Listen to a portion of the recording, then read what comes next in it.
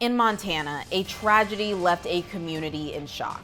A father takes the lives of his wife and their two young children. One of them was just a few months old.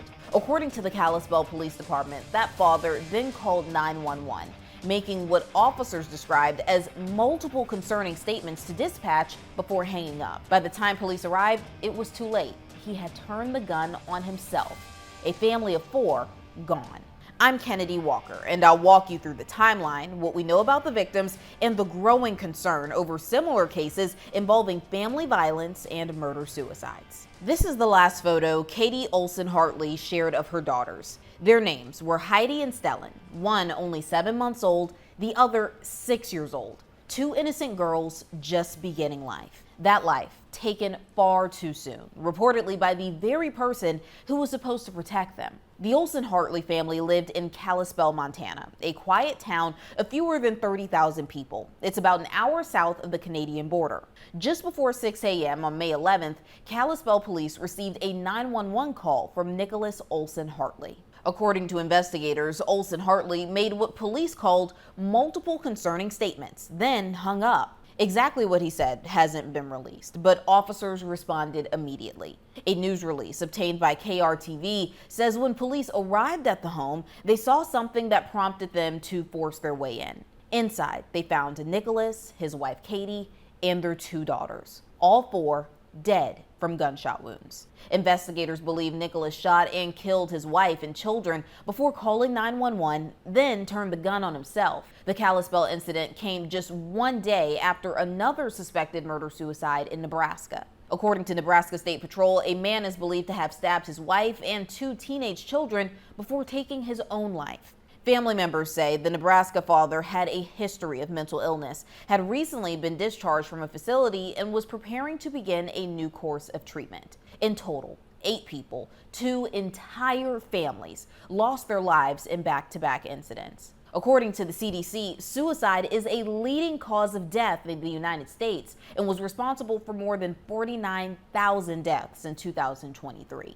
A 2018 CDC report notes that while mental health conditions are often seen as the cause of self-harm, it's rarely due to a single factor, and many who die by self-harm had no diagnosed mental illness at the time of death. At this time, it's unclear whether Nicholas Olson-Hartley had a documented history of mental health issues. A GoFundMe created for Kennedi Olson-Hartley's family reads, "Katie, Heidi, and Stellan were taken from us in the most horrific way imaginable. As we all try to navigate our new reality, please help us by taking the financial aspect off of the plate for Katie's parents, Dave and Denise, and her sister Kayla and her partner Joshua." And joining me to talk more about this is forensic psychiatrist Dr. Daniel Bober. Dr. Bober, thank you so much for coming on today. My pleasure. So let's get right to it. Dr. Bober, another tragedy, this time out of Montana. A father kills his wife and 2 young daughters, then dies by suicide. Now, this is something we've unfortunately seen before, even just the day before in Nebraska. When cases happen back to back like this, how do you begin to process what's happening here? So I think there's the individual case, but I also think there's the larger overriding message. We know that Nicholas Olson-Hartley called 911 seemingly in a desperate state. The 911 operators were concerned that he was in some sort of mental health crisis. We heard, a loss of control, despair, worthlessness, hopelessness in his voice, and they were concerned as well. And now I haven't heard the call, but this is what I've heard from people who heard the call. I think there's this concept in society of toxic masculinity, right? The male as the protector and the provider. And society basically tells us that it's wrong to be emotionally vulnerable as men and that we have to have this way of aggressive problem solving. And so I think when that role becomes threatened and people are in fear of humiliation, of shame, sometimes it is all too much to bear for them and it pushes them over the top. Now, we don't know what his history was. Is he someone that had a history of depression, substance use? These are all things that could have played into this, but it seems to me that he was just really at the breaking point, and this was sort of the straw that broke the camel's back. And the fact that he did call 911, right? Like, what does that tell you about his state of mind? cry for help, guilt maybe that he did it because he didn't have to call the police. What do you think about that? It could have been a cry for help. It could have been sort of his way of saying, this is it for me. I'm done. I'm just kind of letting you know where I'm at. Maybe he thought that they would intervene in time, but it seems like at that point he was kind of done. He was ready to act. When we hear the term nervous breakdown in society, it's something the term gets thrown around a lot in pop culture. You get this cortisol release, which is the stress hormone, and sometimes it can distort people's sense of reality. And we've talked about this before, unfortunately, in other murder suicides, where sometimes the male will feel that there's actually this altruistic sense that the family would be better off without them and that they're actually doing a good thing. And sometimes, they feel so overwhelmed and there's such a feeling of a loss of control that this act, in some perverse way, is empowering to them. They actually get to act out this aggression that's inside them, this internal sense of rage. And this is very often the way they do it. Are we thinking that this act of rage is a moment of passion, or does it appear more calculated, right? Because he shot and killed his wife, both children, and then himself. Is there often a degree of planning in cases like this, even if the person is deeply mentally ill, which again, we don't know this for certain? With a firearm, it makes me think that it was more premeditated. But think about a firearm, right? Compared to a knife. A firearm is irreversible, it's highly lethal. So, if you use a firearm in your family, it's almost always going to result in death. So, I think this is probably something that was swimming around in his head for a while and not something that was an impulsive act. I think of a knife, I think of more impulsivity than a firearm. But unfortunately, in this country, there's such widespread availability of firearms that he may have just tried to think of the most lethal way that was close to his hands, and he happened to have a firearm in the home. One of the children was just 7 months old. As hard as it is to ask this, what kind of psychological detachment has to happen for a parent to harm an infant? Well, you think about most parents, right? They would lay down their life to protect their child. But again, I think at that point, his thinking was so distorted that he wasn't in the place, because that's a thought that you and I would have as rational people. But, when you're in that state where you're just completely overwhelmed and in such a sense of despair, you're not thinking rationally, which is very often, the reason that people commit suicide, right? It's a loss of control, it's a loss of options. It's the feeling that there is nothing that I can do to change the way things are. And you have a singular, narrow focus that I just want the pain to go away. And in the case of someone who has a family, very often they're thinking, well, if I leave this world and I leave them behind, what kind of a world am I leaving for them? So I'm going to take them with me out of a sense of mercy. And even though that sounds totally irrational, that very often is the thought process. And we often hear about, postpartum mental health, especially in mothers. But what about fathers? Could a man also suffer from postpartum depression or something similar, especially if he's struggling silently? So, yes, the physiological changes that occur around pregnancy are pretty well known in women, but there is actually data that shows that men can go under a significant amount of stress when a woman has a child as well. There's a total role switch or role transition that occurs. And for some men, this is too much to bear. They're not emotionally equipped or prepared to deal with it, going from the role of maybe a husband into now a father. And it can be overwhelming. There's probably very few things in life that are a greater transition than parenthood. And for some people, this is too much for them. I, I understand that, but I guess I'm wondering because, they did have two children. Like, if a person is feeling this way, why have another one? Or is it possible, like, maybe the postpartum or something similar to postpartum, it doesn't always happen with the first? Maybe it can happen with the second or the third. Well, you don't see postpartum in the same way that you would see in a woman, right? Because obviously men can't bear children.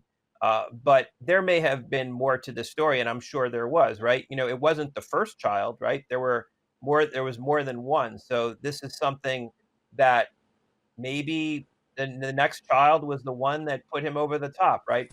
what was happening at work, what was going on financially, emotionally, personally for him that put him into a state of crisis? Was this something that was was there a buildup over several months? And was the other child the thing that put him over the top? It's very difficult to know, but it seems to me that at some point the humiliation, the shame, the expectations were too much for him, and that was ultimately what took this situation to a conclusion. And like how we've stated before, it's unknown if this father had a documented mental health diagnosis. But does the absence of a diagnosis show that some people are missed by the system? It's interesting. When we hear a lot about these mass shootings, everyone talks about mental illness, mental illness. Well, it's really less about mental illness than it is about a state of crisis, right? A lot of these people that commit acts like this, they may in fact have a history of mental illness.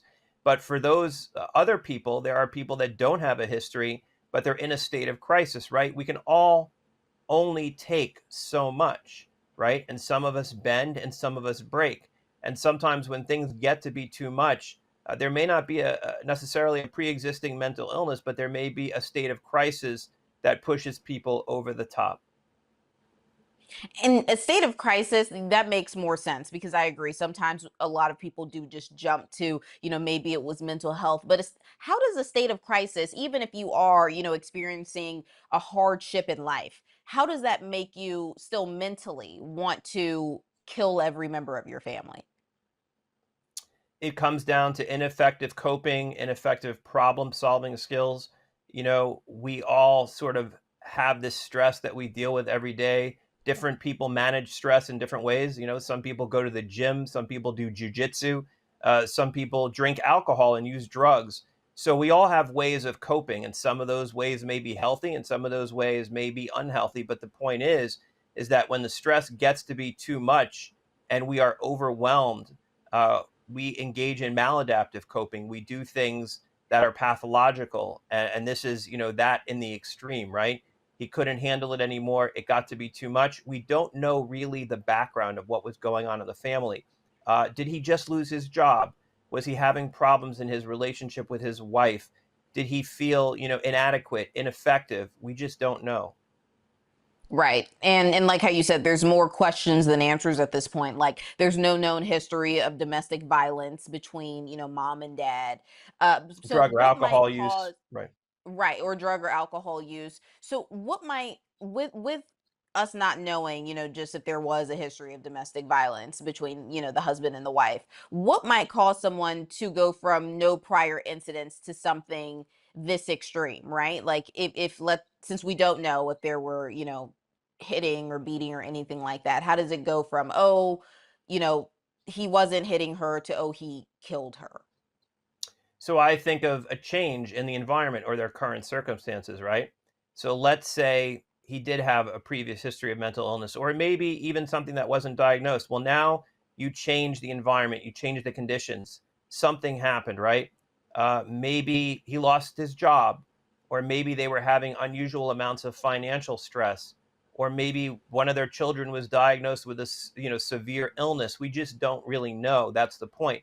But to me, when I see something like this, I think about something that was just too much on the plate, right? It was something that put it over the top. And I think that is sort of the unknown factor here. And is it normal for people to truly be suffering in silence, like for there to be no warning signs? Because a lot of times, when these horrible incidents happen, you talk to family members or you talk to friends, and everyone is just coming off so shocked. Like, how were they able to just, live normally in their life, holding a job, parenting, or even being kind, yet still capable of this kind of violence? Or so we think, right? At the bottom of my email, it says, be nicer than necessary to everyone you meet because everyone is fighting some kind of battle. And that takes me back to the beginning of what we were talking about again, which is this concept of males in Western society, right? We're supposed to have it all together. We're not supposed to show weakness. We're supposed to be the provider and the protector. Any demonstration of emotion or any reaching out for help is seen as a weakness. It's seen as a character defect. So very often you will see people that will go through their daily life and everyone looks at them and they're like, wow, this guy, he has it all together. He's fine. Everything looks fine on Facebook and Instagram. Here's pictures of his beautiful family and he's on a ski trip. But no, everything is not fine. That is the image that he is trying to project. And I think that happens every day. That, as a psychiatrist, is something I see very often, which is you will see extreme events like this. And everyone says, even the family will say, I don't understand. They seemed so happy. The kids were doing great. He just got a promotion at work. But the people are suffering in silence. And that is something that, as a society, we need to look out for. We need to be checking in on people, even when they look like they're okay, because sometimes they're not. And there's a facade, and we have to break through that. Well, I guess the question is, if people look like they're okay, how do people know to check? Like, are there subtle indicators there that we I should look think you out have to for? dig a little deeper. I think you have to get past the pleasantries and the superficialities, and you have to dig a little bit deeper, because sometimes, if you keep it on a superficial level, oh, how are things going? Think about that question, right? How are things? Sometimes people say it in a very rhetorical way. They don't really want to hear the answer, right? They're too focused on themselves and their phone. When you say to someone, so how are things? Are you well? Yeah, everything's great. But well, are you really okay? Because I don't know, you seem like you've just been a little detached lately. You don't seem like you're returning my calls. We don't go out anymore. I don't see you. Oh, well, I've just been busy at work. I've been busy with the family. I think digging a little bit deeper is what's required here. And I heard what you said about, sometimes just men in today's day and age, they don't feel like they have the same outlets, to cry, or they don't feel like they're able to show the same emotions as women in most cases. But how do we get the mindset to change? Because, it is 2025. Things are better than they were 10, 20, 30 years ago. People are going to therapy, people are seeking, help. How do you just instill in today's generation that it is okay to seek help? I mean, I agree. I think things are better now. I think mental health awareness is much better than it was a generation ago. But I think you have to keep driving home the message that it's okay to talk about your feelings. It's okay to have a hard day. It's okay to not have it all together. And I think that's what you have to drive home. There has to be this cultural shift. And I think in a lot of ways there has been. You look at TV and the media and movies, and there's a lot more characters that are successful with mental illness. So I think it's definitely important to put it out there, but I think you have to keep driving that message home, because for men, very often they don't talk about their feelings the way that women do. And how they get their feelings out is very often by acting out, right? They engage in risky behavior. They might use substances. They might be aggressive. So you have to look at the differences between the sexes and how they present with these symptoms. And how do we separate? Because, like how we said, we talked about mental illness. Sometimes it's not that. Sometimes people can truly just, be going through a lot or have a mental break. But how do we separate mental illness from, let's say, abusive or narcissistic behavior that turns violent? How do we know the difference? Because sometimes people just do things because they are violent or because they are angry. How do we know? By looking at the history longitudinally, right? This is what I would want to know about this man is, did he have any prior mental health contacts? Was he seeing a therapist? Was he someone, who was known to be a user of drugs or alcohol or engage in risky behavior? Your life is not a snapshot. It's a movie, right? So we need to see the whole movie and not just this singular act. We need to put it in its proper context. And the way we do that is by getting his history and talking to the people that knew him best. And this man called 911, but it was too late. Are there crisis points where intervention is most effective? And how can we make sure, again, that people get that help before it's too late? Do you just recommend therapy to everyone when they're going through, a major life moment like a marriage or having a baby? So people say this to me all the time. How do I know when I need help? How do I know if it's just not an off day? And what I say is, it really depends on how it's affecting your daily functioning, right? If you're not sleeping, if you're not eating, you're losing weight, if your hygiene is suffering, if you're showing up late to work or missing work, or you're not able to meet your role obligations as a husband, as a father, then I think it's time to get help, right? listen, we all have ups and downs. Sometimes, I don't want to get out of bed. I just want to lay there and not do something.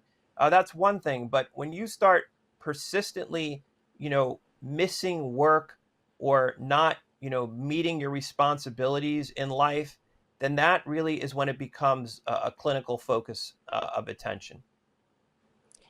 Do we see murder suicides happen in men and women? Because I know the last few cases that I've covered, it's been men. And if it's been more men, just why is that? What's the difference with genders? Well, men, of course, have more testosterone, so men tend to be more aggressive, so men act out more. Also, I think it goes back to what I said. I think men have certain roles as the protector and the provider. And when that role becomes, when it's undermined or when it's challenged or when they feel like they're not meeting those responsibilities, very often they will, or I shouldn't say very often, but sometimes they will act out. And I think that's different than women that are basically told by society that it's okay to ask for help. It's okay to talk about your feelings. It's okay to say that you're having a hard day. So I think it's a combination of, psychology, sociology, biology. I think all that plays into the fact why it's men more often than women. For those left behind, extended family, friends, first responders, how do they even begin to heal from something just this horrific? So again, I've said this before. I think it takes years. I don't think that healing from this kind of trauma is an on and off switch. It's a process. It's something that happens over years. And I think part of it is dealing with that initial shock, making sure that you have the support that you need, not just only mental health providers, but members of the community, whether it be clergy or coworkers, people that can really mobilize their support for you and help you through something like this. But ultimately, it's going to be an ongoing process, and you're really going to have to, almost redefine your life, change the thermostat, so to speak. And you may have a new role. You may have to come to a sense of understanding that's very different than the life you had before this tragedy occurred. Does something like this, do we see copycats happening after this? Like, it seems like how you said, some people are going to be extremely depressed after this happens. How can you not after you lose, a whole family? Does that call for, oh my gosh, my brother killed himself, his wife, and their kids. You know what? I'm going to do the same thing to be with them. Do we see that So there's no sometimes? evidence that there's a copycat phenomena in the same way, for example, we see in mass shootings or school shootings. We know that, for example, in mass shootings, that in the 2 weeks after the shooting, there tends to be more of an uptick or a greater chance that one will occur again. But murder suicides, I really think, come down to more individual factors. It's not only the factors in the person themselves, but it's also the dynamics within the family. So I don't think you would see the copycat phenomenon that we're talking about in the same way that you would see in a mass shooting. Gotcha. Well, finally, before I let you go, Dr. Bober, for any family watching this right now, maybe they're caring for someone who's struggling or afraid something like this could happen. What would you say to them? And what's the most important thing that they need to hear? Most important thing to say, and I always say this, is to get help. Getting help is not a sign of weakness, it's a sign of strength. If you cannot afford to get help, there's community resources. You can go to SAMHSA, SAMHSA.gov, or you can use the 988 hotline. In some communities, you can also use 211 to try to get resources to get help, because pain is inevitable, but suffering is not. Right. Some great advice that you gave there. Thank you so much, Dr. Bober, for coming on today. My pleasure. As of this recording, the GoFundMe has raised more than $22,000. For Law and Crime, I'm Kennedi Walker.